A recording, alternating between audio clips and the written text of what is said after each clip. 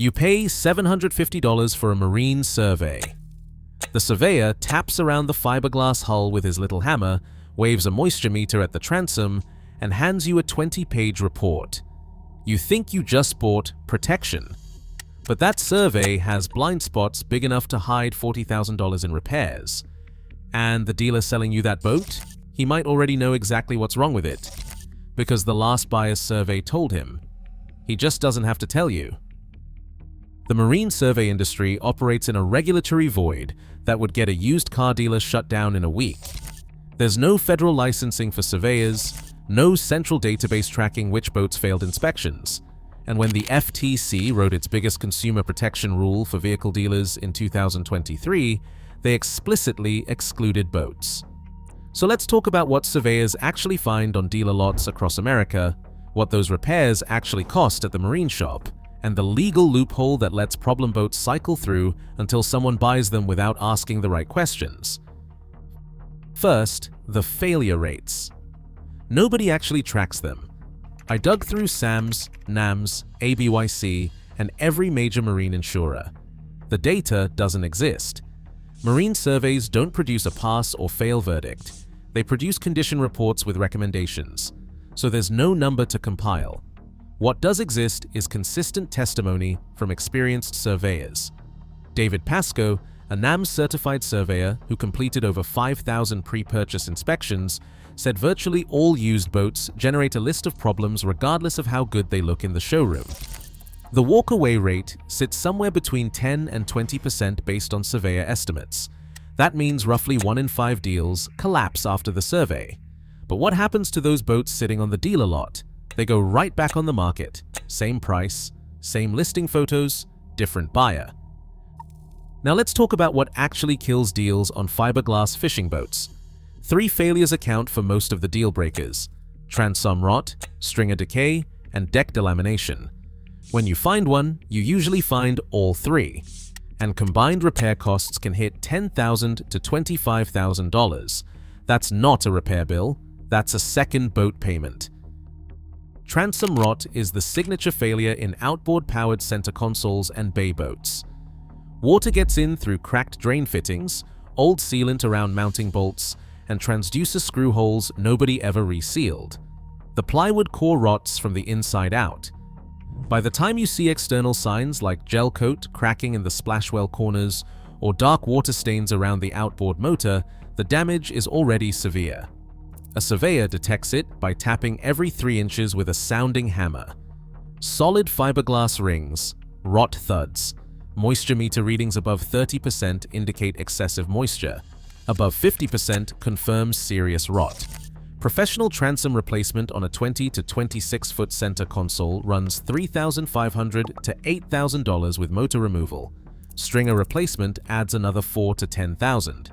Combined structural work on a mid-size fishing boat can hit $15,000 at a marine shop, billing $120 to $180 per hour. Pre-2000 Grady Whites, older Boston whalers, and pre-2005 contenders are specifically flagged by surveyors for transom issues. G3 boats built before 2006 had defective pressure-treated plywood that actually corroded the transom from the inside. Now here's where dealers get creative with the prep work. Fresh gel coat over a rotted transom muffles the telltale sounds during percussion testing. New carpet or snap-in flooring covers soft spots in the deck. A quick coat of bilge paint makes years of neglect look like recent maintenance. Electrical failures account for roughly 20% of all boat accidents annually, according to the National Marine Electronics Association. Surveyors routinely find solid household wire that vibrates and breaks at sea, wrong gauge wiring creating dangerous voltage drops, and battery terminals held on with wing nuts instead of proper crimped connections. A full rewire on a 20 to 28-foot center console costs $3,000 to $8,000 professionally. But surveyors cannot see wiring behind permanent fiberglass panels or junction boxes inside sealed compartments. The entire electrical system could be a fire waiting to happen, and a visual inspection will never catch it. Engine hour tampering is still common despite modern electronics. On pre-2000 carbureted outboards, the hours are simply lost. No computer stores the data. Replace the gauge on the helm and the counter starts at 0. Even on modern fuel-injected outboards, the gauge display can differ from what the ECU actually recorded if someone swapped gauges. The fix is a dealer diagnostic scan using Yamaha YDS or Mercury SmartCraft equipment.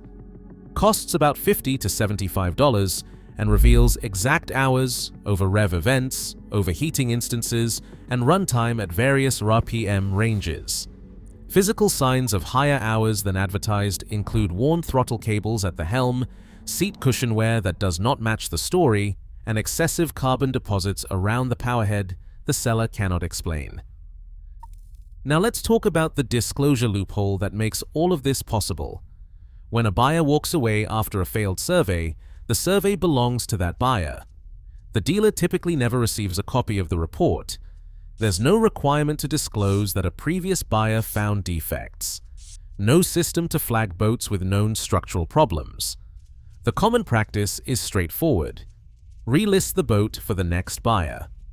A broker on the Hull Truth boating forum admitted that many brokers are not aware of their duty to disclose or choose not to. Windcheck magazine reported that thousands of dollars are wasted on surveys that discover defects known by the broker before the survey even starts. The Marine Max case proves how bad this gets. A Sea Ray 510 Sundancer was run aground at 20 to 30 miles per hour during a demo in the early 2000 SAS. Fractured strut pads, bent rudders and prop shafts, cracked stringers throughout the hull. Repair cost was $98,000.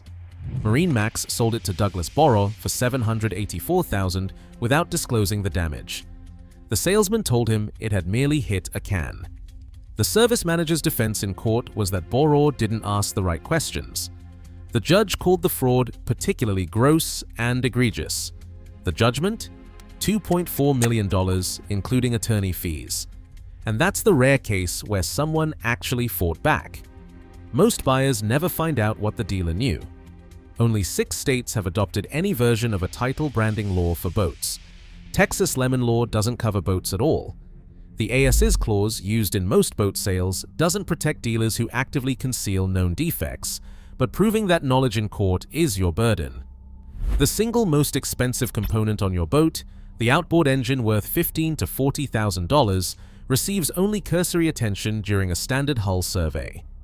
Nearly all surveyors explicitly disclaim engine assessment in their reports. Compression testing is considered invasive. Most sellers refuse it. Surveyors cannot see inside sealed compartments, foam-filled voids, or behind glassed-in liners. They won't remove deck sections to inspect stringers from below. Fuel tanks encapsulated under sealed decks are completely invisible. The moisture meter, the tool buyers find most reassuring to watch, has significant limitations. It measures only surface moisture on the fiberglass hull. It can't differentiate between surface dampness and deep structural saturation. Readings shift based on hull temperature and how long the boat has been out of water. So what do you actually do with this information? Get the survey. It's still worth every dollar, but pair it with a separate engine diagnostic scan from a certified marine mechanic. Request ECU hour verification before you hand over any money. Understand that sealed compartments remain invisible to everyone. And when the dealer tells you the boat is clean, ask him one question. Has anyone else surveyed this boat before me? Watch his face when he answers. Subscribe if you want to stop getting screwed by this industry.